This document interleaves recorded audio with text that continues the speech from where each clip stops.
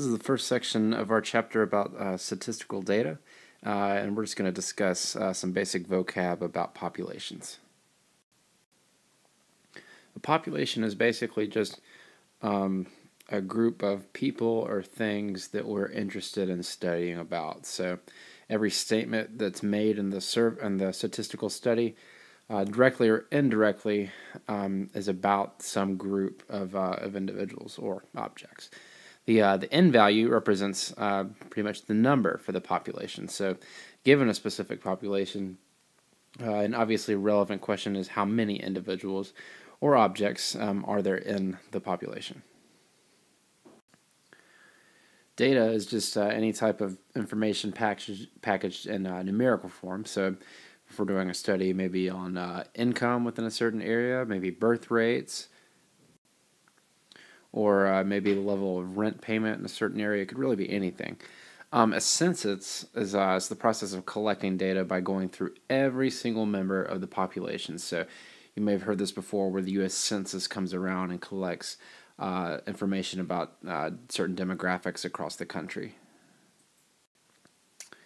So yeah, the U.S. Census is currently defined as counting all persons physically present and permanently residing in the United States every 10 years. So this is something that goes around just to collect information on residents in the country. So why is this population constantly being undercounted? Well, there's a couple different answers to this, and you probably have your own answers as well. One example could be maybe people just aren't returning the census in the amount of time needed, or maybe the people that are responsible for managing the census and getting everything in on time, maybe they lose some of the information, maybe it gets misorganized somehow. You may have people who just moved into the country and haven't gotten all their documentation yet, so that could be another reason. So there's many reasons, and we can discuss these in class. Now with a census, it doesn't just have to be like the United States Census. You can really do a census for any kind of study.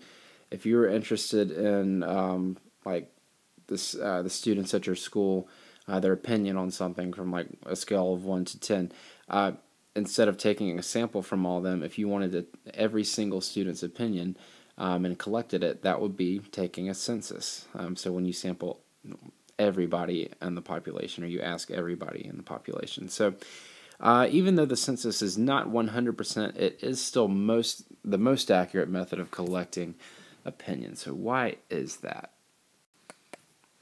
Well, ultimately, in any study, we want to eliminate bias as much as possible. And when we take samples, no matter how we do it, there's always a chance that there's going to be some kind of bias, and we're going to talk about that bias in the next couple sections. So the main goal is, or the main reason behind this is, I'm just going to say it's the closest way to eliminate bias. Now, of course, it's not going to be perfect, but it is at least the best method, even though it is tedious.